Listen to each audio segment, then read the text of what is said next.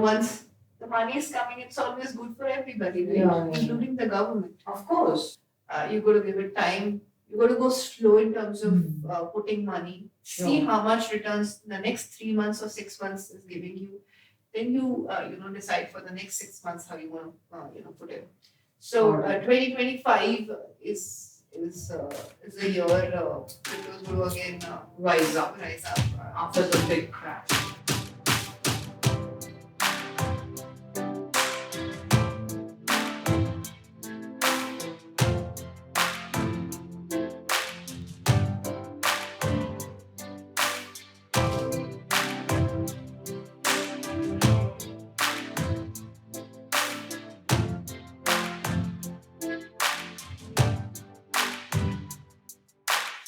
So welcome back, guys. As we have seen her professional journey, very interesting insight on and a lot of tips for all of us. I think now it's time to know her personal journey and how she integrated her personal and professional life. So that would be really interesting. Can you please take us through that? Well, personal life, yeah, as I said that I got married in the year 2015, and 2016 I was blessed with a beautiful baby boy. Amazing. Yeah. So yeah, my journey started as a mother also quite early, at a stage that when I was also thinking the career transition. So that was obviously a big challenge And because how old were you? If you... I'm just 26. Yeah, so quite early. Yeah. So you're still you're still exploring a lot of the career aspects, Right. and you're a mother. So I think being a mother also gave always, I think in today's era, I think being a mother is equally challenging, and it does give you a lot of different aspects to think about life. Absolutely. And that's yeah, I think having having my boy after 2016 did change my life in a different way. I became more specific of my choices that I want to make. Right. That's why I decided that I think I had to get back to a bigger city for my child's better education. Not that I want to be like others, but I think at this stage we can contribute towards the tier 3 cities as well. I think if people like us were also to move to bigger cities and Sure. make big decisions, I think what will the cities, tier 3 cities do? I think, yeah, today at this stage, it puts me in that question. Sure. Yeah, so having Ivan was a great experience. So he did give us moments of joy. So yeah, I think right now also every day with him, the challenges, every day you're learning the new generation, Yeah. It's The Gen Z language. the Gen Z language. He's so techy, like I think most of the children at this age are. So it is obviously the balance struggle is real. It is real. Whenever I'm at work, it does give me sometimes feelings of guilt. Sure. That back at home, how's he? Did he eat well, or did he eat well in school, or following up with teachers? And there are moments where I'm not able to pick him up from the pickup points. So it becomes like a challenge. So I think as I said, that the struggle part is real. Absolutely. Yeah. Absolutely. But there's nothing to to feel bad about it, but because I think that's something that we all go through it. Absolutely. Yeah. Yeah. So yeah, the challenge will be always there, and I think having the real challenge with the child also gives you a certain perspective, because even I grew up in an environment where my parents were struggling. I've seen them struggle. When children see that, they also learn. They become empathetic. Yeah, they they see the real, they see the real world. We always strive that, Yeah. maybe even, he's right now in an international school, like an IB thing, Yeah. this is a new thing, the Yeah. IB, the CBSE and whatever, the GSE and stuff. So the boards and all, back then we just had two, three, options, not many options. But yeah, we're trying to give him the international environment, but back of the mind, you're always concerned that, you want the child to see the real world, Yes, real yes. challenges, and not be, Yeah. like a cocoon and, in your home and a very comfort zone. Of course. Yeah. So, yeah, That's why the international board school. yeah, that's why, yeah. Yeah. So talking about, balancing, like you rightly said, it's always a challenge. So was your mother also working mother where you could pick up from like a reference? Do you have reference points? Yeah. Both my parents were working when I was born, Mhm. and my father being from an Air Force background. I grew up in a different environment Yeah. altogether. We had to Mhm. move from cities. Not Absolutely. that, but just I was lucky enough that when I was born, my father took in voluntary retirement, so I did not have to move Okay. to a lot of cities. That's nice. The last posting was in Delhi, Mm. so I was born in Delhi. So that way I was lucky. Yes, we did change a lot of homes, from Delhi to Bombay, and then from Bombay it was not Right. limited. We kept on growing. So Sure. Like, are there any specific tips, that you could give as a mother to especially the working women? Like how they can navigate and balance their work professional life because that's the core of your life. I mean, that's where the focus is. see, every woman will have a different status quo. Like Of course. the working conditions. The support mechanism will differ from person Yeah. to person. Yeah. Somebody will have mother-in-law, somebody will have parents, somebody will have a working, supporting husband, and so this way the work, the mechanism for support mechanism is different for Yeah. different Of people. course. So you got to find out which mechanism works best for you. Mm. That's important. That's Like important. the If inner you have- circle. Yeah, if you have that circle, I was always blessed with a good friend circle, my inner circle, my family, my mom, dad, has been also quite supportive, and yeah, so They had I your was, back. yeah, I had their Great. back, and that way, an amazing friend circle. So that way, I kind of figured out my ways and means to Great. to get to the place where I am. Great, that's awesome. Okay, so let's move on to financial freedom. I mean, I think today's time, women have really awakened to the importance of financial freedom. I mean, we all want to not be answerable to anybody, right? Correct. So, like, what's your view? How can a woman reach that state? What are the stages of financial freedom? Can you just enlighten us with that? See, and as I said, it's about the goals that you have in your mind. Based on your goals, what is, how you want to do that. Sure. We are also right now in this new financial year, we're planning to run a club Oh, nice. for educating especially women Mm-hmm. from lower state of society, Okay. and That's run amazing. specific awareness how to do basic trades Mm-hmm. and earn a big little passive income. Right. Right. So yeah, there'll be always specific things that you can do. Again, based upon your motive and idea and goals, you can start your ways. So somebody wants to we have an option of work from home these days. Mm. And trading Especially is in one, trading. Yeah. especially in trading, it's one area that is allowing you to work Absolutely. freely from anywhere, any part of the world. So Yeah. yeah, I think so it's a great option. Yeah. it's about I always recommend students or working mothers or Mm-hmm. the finance coming of finance graduates or whoever is inclined towards the world of trading. I think everybody's welcome. It's not Yeah. it's not specific to anybody. Everybody is welcome from all the strata of society, Absolutely. and everybody is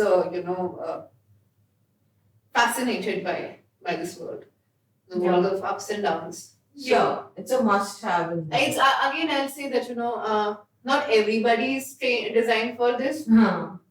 That's also there. Yeah. You got to figure out, and the better you realize, it's better. The sooner you realize, it's better. Right.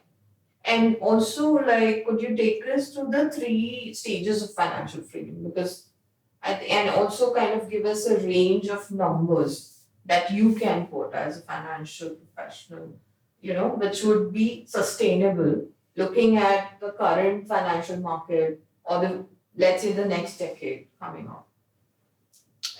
In the sense, so there's a basic financial freedom stage where you're taking care of a comfort living or maybe towards luxury.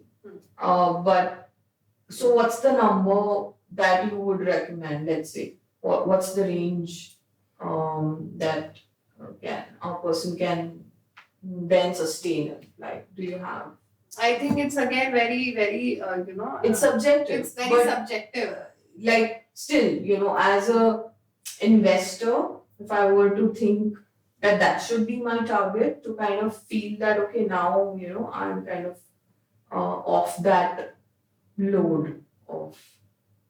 See, I think if you were to have like a comfortable living, also if you're not concerned whether you're losing your job or you are you're on the verge of something, you said it. As an emergency, and I think corporate stuff anywhere between $50,000 or $100,000 is fair enough. Which is roughly 9 or 40 lakhs to 40 to 80 lakhs. Okay, got it. So that should be your investment kitty. Yeah, to start with.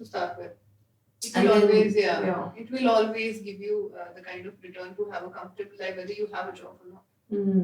So you're kind of free from you're choosing, the kind of work you want to do, right?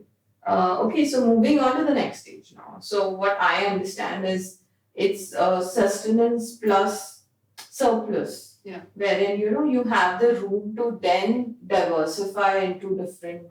Take risk basically. It increases your risk appetite. Yes. So yeah. Yeah. So once you have your basic goals, meeting, then you obviously always have surplus. If you're like excelling, if you're able to meet the goals, then you will have definitely something in surplus. Then again, you would want to divide that. Okay, fine. This is my real earnings, and then the real earnings have to be shifted to one basket. The other one, you would want to, you can put again and again reinvest that kind of money. Got it.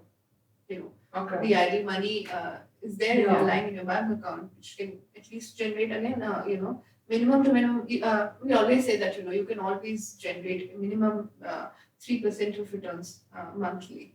Wow, that's pretty lucrative. Yes. Makes it 36%. Anywhere between always, talking about the realistic targets, anywhere between 24 to 36% is expected. Bare minimum. Got it. Yeah. That sounds very nice. Without too much of risk also. Got it. But like what's the number? Let's say moving from 80 lakhs, now the second milestone would be around roughly, if you could give us a number on that. So there is a quantification on it. So you can take $200,000. 1 lakh. Double it. Double it. Right. Makes sense. 36%, 50%. And then now the third stage, wherein you actually kind of can think of venture capitalist becoming a VC, right? Wherein you have like the third room of investment. So this is personal finance, but then now you're moving into corporate finance. So like what's the number for that? Let's say from 160 you jump to something. We always we take into consideration for at least $1 million is something. It's a minimum to start to really call yourself a VC. Sounds like perfect. Okay, so now moving on to from personal finance to corporate finance. What is hedge funding? Can you explain it to our audience? You know, for a completely newcomer, what it See, means? hedge funds are, the specialized firms which take care of your institutional funding on a bigger scale. Okay. Okay, they are specifically designed to, cater to your return requirements. Mm-hmm. Specifically to these multinational companies, the corporate giants who have plans in the near future. Mm-hmm. So these hedge funds basically cater to these goals. Okay. Got it. So as I said that portfolio management services, what we call in India, PMS solutions, is something that here in hedge funds we do that. Okay. Okay. So the part of the chunk you say, let's say, as I said, a minimum if you're talking about corporate finance, or VC, you're going to have like minimum $1 million, right? So $1 million, how would you, as a hedge fund, how would you decide and, make sure that, if I were to generate, say, 5% a month, then how would I put the fund to different basket? So it's a reverse calculation. Like you first make your target, Yeah. and then do like a reverse. Math. And then it's just not forex, and then it's different. Then there are different categories. Then there's equity, US equity, commodities, whatever, and energy indices. Wherever you get the opportunity to maximize your returns. Got it. Yeah, and then you obviously take into consideration your risk calculation also, which is very, very important. Of course. In all of this, we never talked about losses. Oh yes. And I think we should. losses is one part which in this world no trader can go without. Yeah. It's a Nobody can go without a loss. Right. Nobody is a perfect trader in this world. And if one is saying that, I think I've got to check the statement. So it's a sign. Yeah, it's a sign. So losses are part of it. You got to decide on the cap on the losses that one is willing to take. Mm-hmm. We always suggest our clients, our investors to take the bare minimum risk calculation in mind, and then go ahead with the strategy and the planning and the execution of the trades, because the losses has to be in such a way that at least one is able to get out of it immediately. So calculated risk. It's a calculated risk basically. And whenever we are consulting the client on any trade specifically, we are first calculating the risk part. Got it. Okay, fine. I can just 5% is my maximum risk on this trade. I cannot go beyond this. Got it. If you're going beyond that, then it's a question mark. It's a red, alarm stage. The alarm should be all on that somewhere going wrong. Like you can't be bullish. Impulse. Yeah. See, in the global financial world, either you're bullish or bearish. Both sides of the market you can play with. You can make money both sides of the market. Depends on where you're putting the trade on. So you got to be very specific on your risk calculation. If your risk calculation and your lot size is good, no matter wherever the market goes, it will be still in your favor. One or the other day, it will come in your favor. Absolutely. If your risk calculation is fair enough. But if your risk calculation is not good, then it's going to definitely haunt you. Yeah. I mean, it's going down the drain. Yeah. So risk calculation has to be perfect in terms of your equity. Once that is sorted, I think you're on the right track. I think that's where a consultant plays a very crucial role. Somebody like you, because like if I were to talk about me as an example, although I have learned finance, I've done my commerce degree, but just knowing the basics is not enough. I think what I have noticed in you is you're conditioned to handle the crisis. Yeah. And you're not impulsive like you were telling me the other day, that you have learned to kind of handle it and moderate it. That's so important. So yeah. Yeah, so for us, whenever we are even also, hiring any trader on board, we do not ask that how much return can he generate on the trades. We ask how will you manage the crisis if it all arises. Because That's the crisis in this dynamic world is every day. Today, tomorrow, future, every day there is some or the other crisis. Were you even aware that there'll be Russia-Ukraine war? Nobody was aware, right? Nobody was aware of the COVID situation.